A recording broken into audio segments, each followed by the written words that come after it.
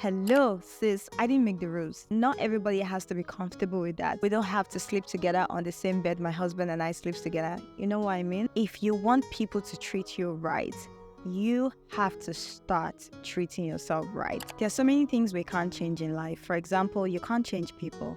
But one thing you can change is how people treat you. And that is where having healthy boundaries come into play. Because if you don't, people will trample upon you. And I'm sure you don't want to be anyone's doormat. And that is what we're going to be discussing today.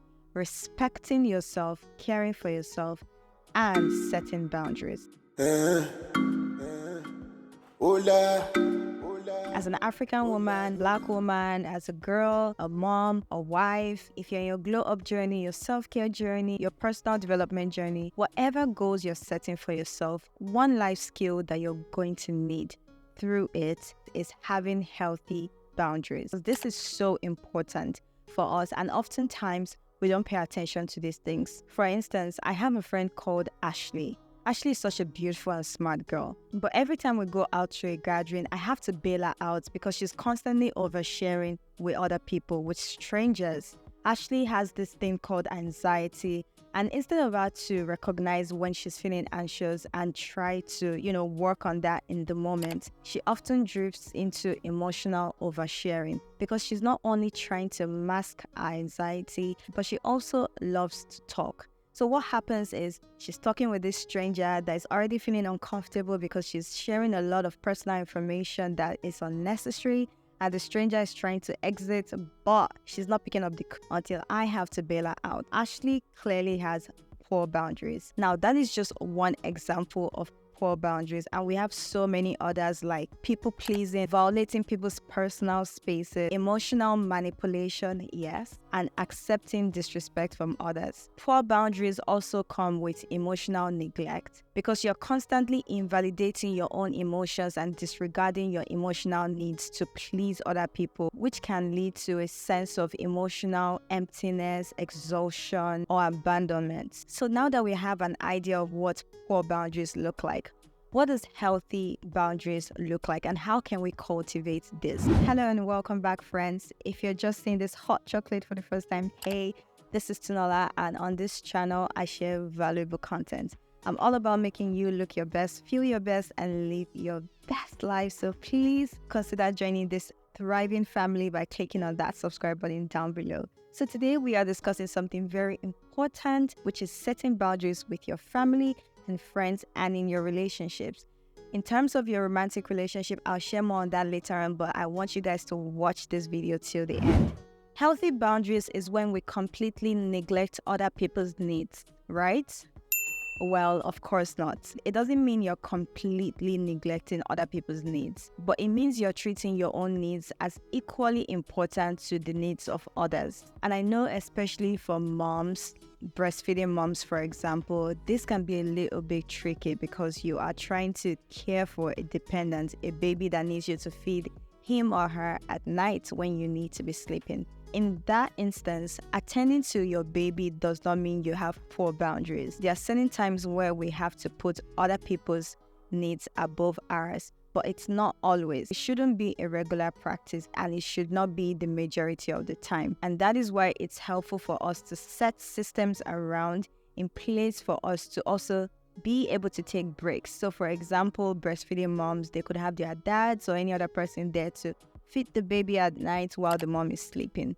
That's just an example, but let's come back to the main topic. In a lot of cases, setting healthy boundaries is actually very practical, and it does not require you being outrightly selfish. A good way to look at this is you cannot pour from an empty cup. It's only when you're at your best that you can give your best. So let's explore practical examples of healthy boundaries that can foster healthy relationships and your personal well-being. The first is to communicate your personal limits. Of course, people can't read your mind, and sometimes people don't quickly pick up on the cues, the non-verbal cues, especially if you guys are maybe communicating over the phone. You need to communicate clearly and honestly your limitations. Let them know your needs, your comfort zone, your limitations. You need to make people aware of your boundaries so that they can respect it. And the second tip is to practice self-care. For those of you that are going, here we go again, self-care.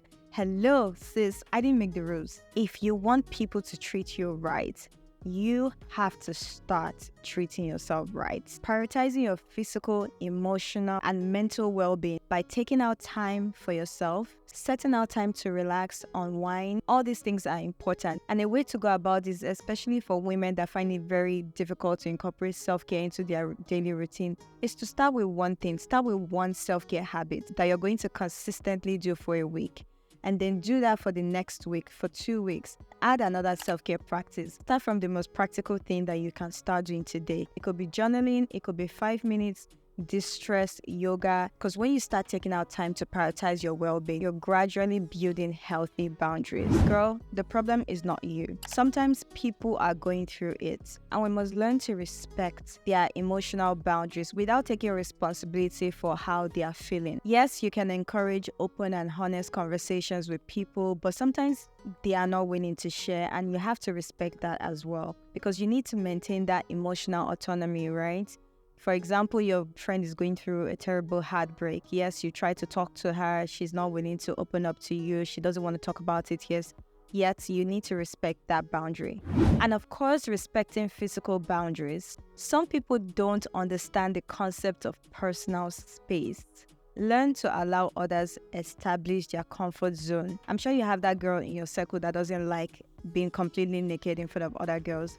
Let her be. Respect a physical boundary. Just because we are besties of 10 years, 15 years, doesn't mean that I will be comfortable with you coming into my matrimonial room to sleep on my bed. So you need to pick both verbal and non-verbal cues. If you feel like someone is not respecting your personal space, communicate how you feel. Communicate your boundaries. This is my matrimonial room. I get it, we are besties. We don't have to sleep together on the same bed. My husband and I sleep together. You know what I mean? Especially if there's a separate room. You need to be assertive with your personal values, especially with family members. You know how your family members expect you to be the same old person they knew when you were like 10 years old or 15 years old. Sometimes you need to, actually not sometimes, I scrap that. All the time, you need to assertively communicate your personal values to your families.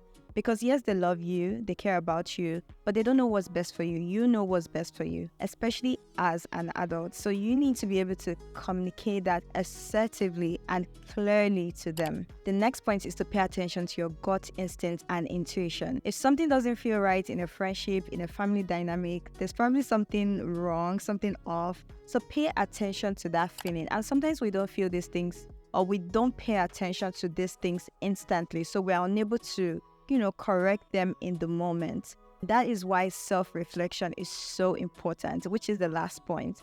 You need to be able to self-reflect. I do that by journaling. I journal almost every day. Thinking in retrospect, replaying how your day went, how you felt in those moments. All of that can help you to pay attention to some of the things you want to improve on in terms of your relationship with people, in terms of you setting boundaries, aligning your goals, your values to your boundaries, and being open to growth and change. I'm big on self-reflection because that helps you to avoid making the same mistakes over and over again.